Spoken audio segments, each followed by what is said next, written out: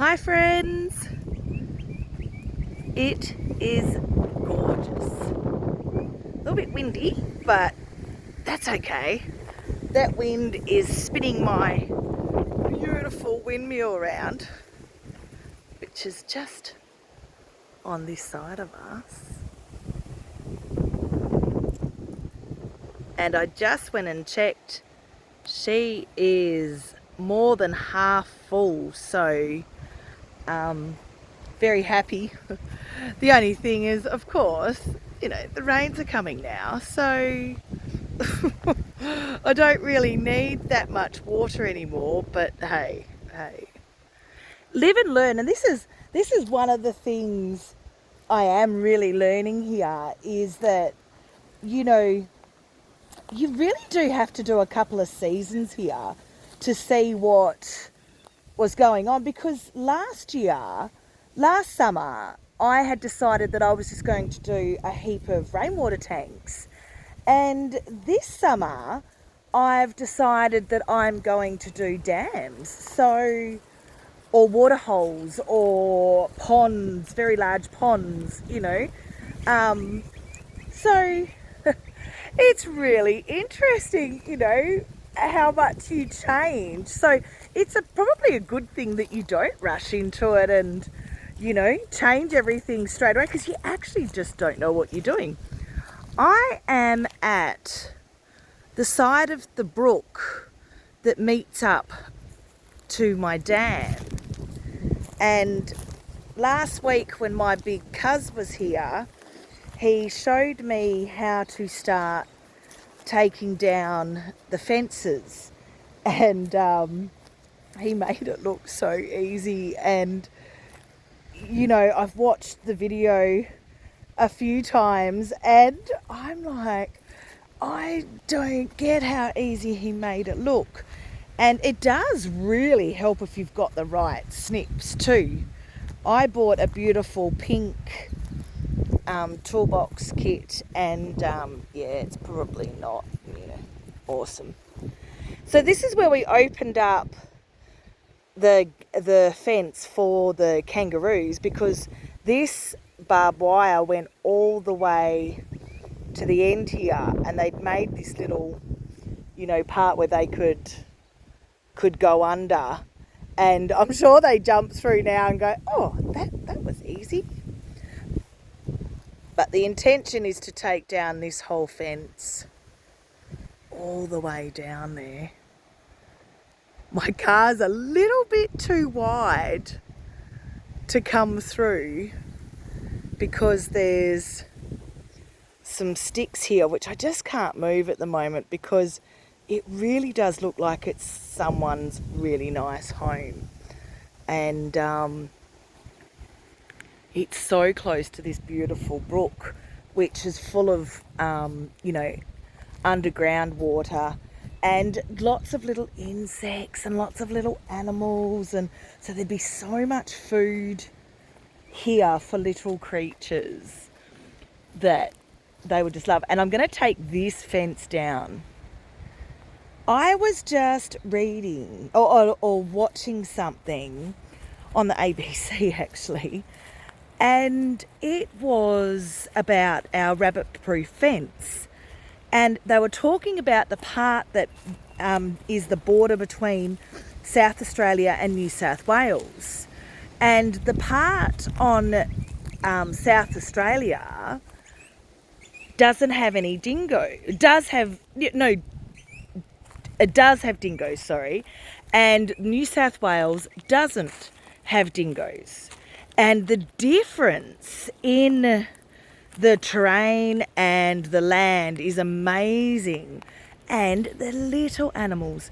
And I think that's exactly the same thing as here, is I'm not opening this for dingoes, but I think if I open this fence, I think the native animals will be able to come in and out of here really freely.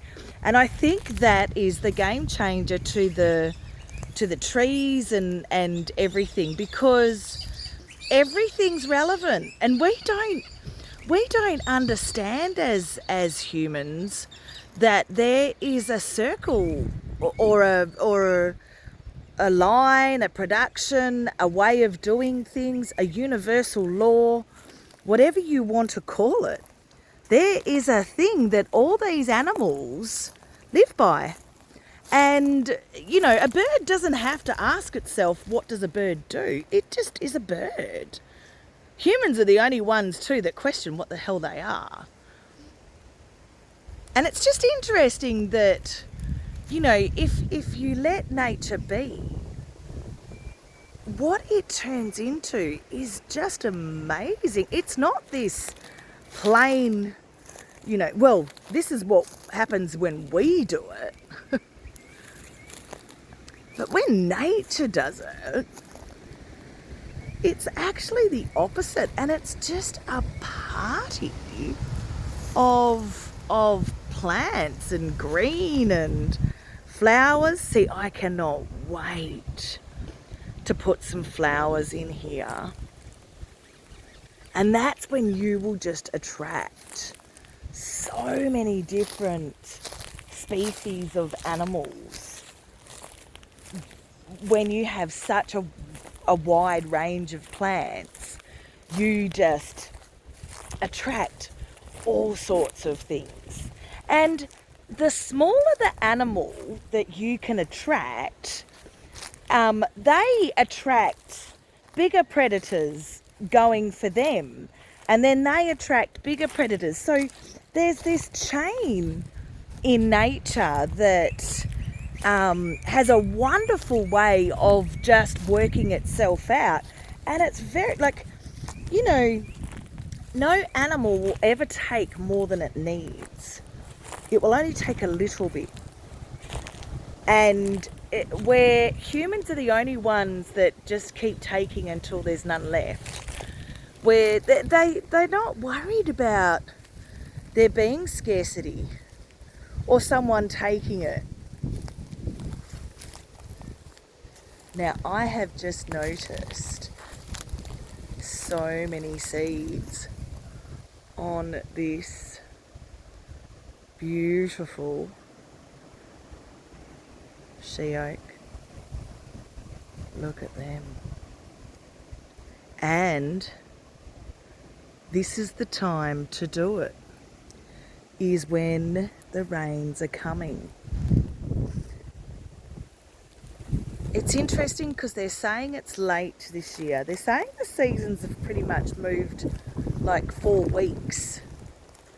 And it's interesting because the Aboriginals believe that it's what nature's doing. So if you look at my property, you will definitely see that it's a change of season, because there's so many different things coming out to show that haven't been out for a while. And, you know, things like the birds being out longer, and, you know, there's just so many signs. And as I said, there's little bits of green, you know, shining through. I've just noticed that this brook has actually got quite a deep little terrain in it. And that is awesome. The deeper it is, the more water it can hold. Now, if you remember when I did the other side of my brook, I was saying how as you get further up into my brook, the trees get older and older. And look at this baby here.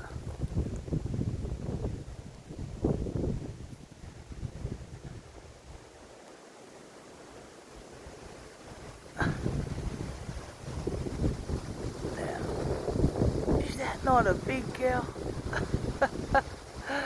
Oh, isn't she awesome?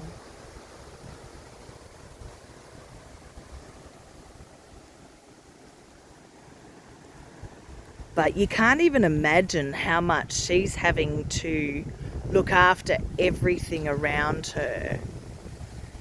And again, you know, there's so much dead. Like, I am going to clean up all of this dead stuff. As I said, I'm just waiting for it to cool down a little bit more, just so any animals that are living in these, you know, either go under the ground or they go and hibernate or they move to somewhere where they're going to be protected for the winter. And these will all become, you know, barren homes then, and you know, the tenants will have moved on. So then I can do it. And I think once this fence comes down, because there's one on the other side as well. So once these fences come down, I think you will see such a difference. Because one of the things, when I was watching this thing about the rabbit-proof fence, what happens is the little animals are the ones that take the seeds around, because they love the seeds of the bushes and the trees and stuff. So they eat them and then drop them around, and that's how the vegetation grows. And you know, so these little animals are just so important to this ecosystem, and they've gone, really. I mean, you really should, you know, this should be full of little bushes and shrubs and reeds and grasses and all sorts of beauty that would offer so much food, where it's just really a lot of gum trees. And you know, not many things eat gum trees.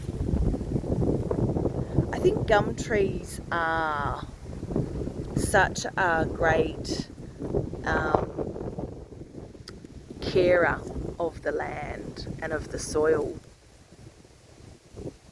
But as food goes, well, they're flowering at the moment, and the black cockatoo seems to like the flowers and the nuts that come this time of the year.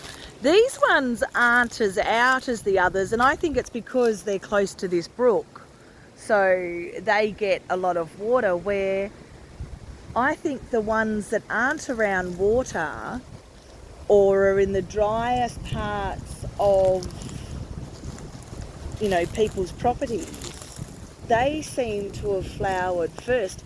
Well, the one that flowered in my paddock, or my bush down here, actually flowered 3 weeks ago, and she's just about dried up now. So I am sure that she flowered at a time when everything was really dry and needed a little bit of a nutrition boost. Because I don't think it's just water they give. I think they give, as I said, a bit of nutrition. Well, you think how many thousands and thousands and thousands of years, millions probably, that this gum tree has been in this country and has been in this place. You know, it knows what to do. This is another magnificent one, but she's got this massive dead branch that, gosh, you wouldn't want to be walking under there.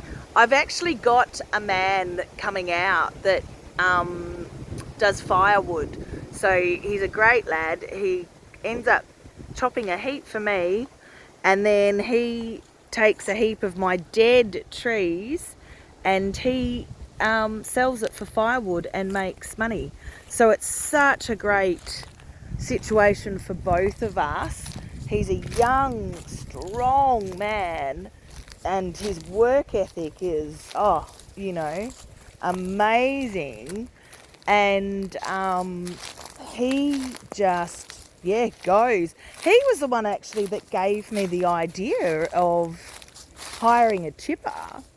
And he said, "Oh, Pam, just hire a chipper and you can feed all the branches through the chipper and it chops it up into nice little chips, and then you can just put it straight onto your land and it will just be amazing. And I was like, oh, what a great idea. What a great idea. And, you know, it cleans it up and it gives mulch and nutrition to everything. And as you can see, this brook is just so dry and so unloved, and that's why I'm taking so much footage, is because you give me 6 months. You give me 6 months with this girl and you watch me give her the biggest bout of loving you've ever seen. And do you know what? Nature is so amazingly kind and fabulous and quick, especially when you plant the right things in the right places. So we will know straight away if we have planted the right things, because they will take straight away. So, and as I said, I'm like these she oaks, you know, I'm definitely going to go and get the seeds of them, and I'm definitely going to get some tube stock. There's a paper bark in there as well. You know, the same thing. I'm just going to mimic what's already here, but do it hugely. And then whatever bushes and stuff hang out with the she oak and the paper bark, and there was another one I saw as well. I think it's the wattle. I'm pretty sure there's things like banksias and, you know, all of those too that would have hung around waterways. So it's going to be really interesting actually to see what it does and how it comes back. And as I said, I know you're thinking, oh Pam, why do you just keep shooting the land? I promise you it will all make sense when you see how quickly it changes and how quickly everything becomes amazing. And then you'll go, oh, that's why you did it. And even these paddocks, like honestly, you wait till you see that this becomes these rolling green hills. And it's so amazing to watch. And as I said, that's why I'm doing the boring scenery now, because when I compare it, oh, you're going to go, wow, that is just so amazing. And do you know what? We're a part of this. Don't think you can't change this quick. Don't think you can't grow. Don't think you can't, you know, put new things in that you've never done, or go somewhere that you've never been. And like this brook, be careful that you have got some old things going on that need some repair, need removal. Some things are beyond repair and they just need to be removed. And then you watch what is underneath. What happens when the sun gets every bit of you. You watch what happens when you are connected to your spirit, your soul, and everything around you in nature. It's an amazing world, and you are a part of it. Have a beautiful day. Bye.